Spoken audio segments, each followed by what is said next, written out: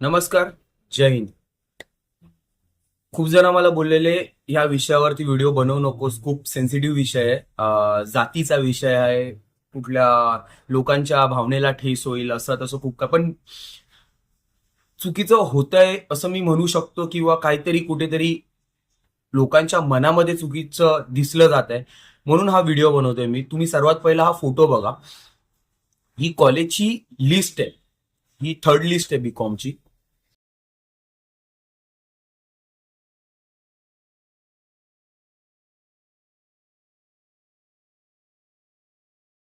Photo बघितला असेल. ही Poddar college FY BCom third list आहे ही त्या कॉलेजची. फक्त मला त्या पर्टिक्युलर कॉलेजबद्दलच नाही बोलायचंय, बाकीच्या कॉलेजेसमध्ये पण होत असते या गोष्टी. तर तुम्ही बघितलं असेल, मार्क्सचा कट ऑफ किती होता. ओपनवाल्यांना समथिंग 91, अदर कास्टवाल्यांना तुम्ही बघाल तर सर्वांना एकदम. मला एवढंच विचारायचं होतं की आम्ही शाळेमध्ये तरी आमच्या, किंवा जी मुलं आता शाळेत शिकतात त्यांना असं तर नाही शिकवत आहेत की भाई तू ओपनवाला आहेस तर तू पुढे बस, तू अदर कास्ट आहेस तर तू मागे बस, किंवा तू त्या कोपऱ्यात बस, किंवा तू जमिनीवर बस. आत्ता तर नाही होते. तू ओपनवाला आहेस तर तू एसी मध्ये बस, तू कॉलेजला आलायस एसीत बस. तू ओपनवाला आहेस तर तू पंख्याखाली, किंवा कास्टवाला आहेस तर तू एकदम मागे कुठल्या तरी कोपऱ्यात बस. असं तर आता होत नाहीये. इतक्या वर्षापासून मी शाळेत असल्यापासून, मी शाळेत असताना तर कधी असं घडलं नाही. आम्ही सर्व एकत्र असायचो.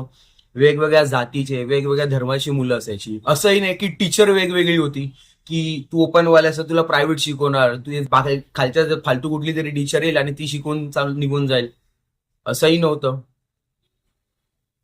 शिक्षण सर्वांना समानतेने मिळालं. मग ऍडमिशन कास्ट बेसवरती का? ज्या शिक्षणाने आम्हाला सर्व धर्म समभाव, ही ही लाईन आहे ना, सर्व धर्म समभाव, ही खूप ऐकलं असेल आपण, ही ऐकलंय.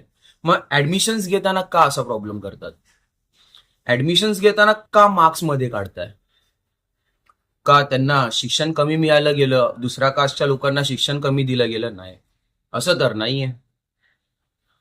आणि तुम्ही जर म्हणत असाल की अजूनही गावागावामध्ये लोकांना, खूप खालच्या जातीच्या लोकांना खूप वेगळं ट्रीट केलं जातं, ऍग्री ना, मी नाही कुठे म्हणतोय. पण मी काय बोलतो, मुंबईमध्ये लाईट आहे आणि गावी लाईट नाहीये. मग मुंबईच्या पण लाईटी काढून टाकणार का तुम्ही? नाही ना. गावी लाईट नाही म्हणून मुंबईच्या लाईटी पण काढून टाकणार का? एक साधं उदाहरण देतो, नाही ना. तिकडे मग तुम्ही डेव्हलपमेंट करणार ना. मग तिकडे जिथे काय ह्या गोष्टी घडतात तिकडच्यांना शिकवा ना. मुंबईतल्या राहणाऱ्यांना, मुंबईमध्ये बाहेर बाहेरून लोक येतात शिकायला. मार्क्समध्ये कॉम्पिटिशन चालतात, लोक रात्रंदिवस मेहनत करतात. ओपन कास्टवाले, ऑनेस्टली एक प्रॉपर कास्ट घेऊन बोलतोय आज, मी स्वतः एक ओपन कास्टमध्ये असल्यामुळे ऍडमिशन्सला एवढे बांबू लागतात ना. माझ्या भावाला 73% होते, पण त्याला कुठल्या तरी भलत्याच कॉलेजला जावं लागतं. पण कमी कास्ट, एक पर्टिक्युलर कास्टमध्ये असल्यामुळे त्या मुलाला कमी मार्क्समध्ये पण ऍडमिशन मिळून जातं. म्हणजे हे बरं आहे ना. मेहनत कुठे गेली सगळी? शिक्षण तर त्याच मार्गाने मिळालंय असंही नाहीये ना. त्याच मार्गाने शिक्षण मिळतंय.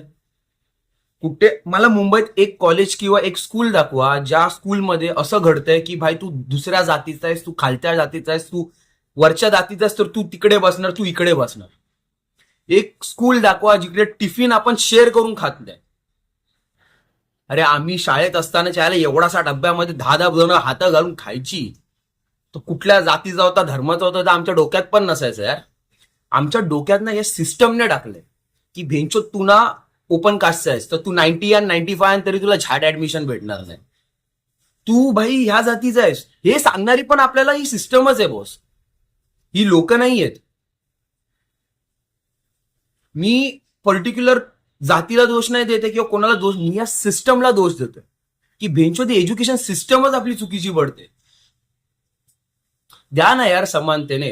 मी ऐकले पोलीस भरतीमध्ये पण मी ही गोष्ट ऐकली, IPSC UPSC समथिंग, कुठली तरी जी मोस्टली अधिकाऱ्यांची एक्झाम असते, यांना एज क्रायटेरिया पण आहे.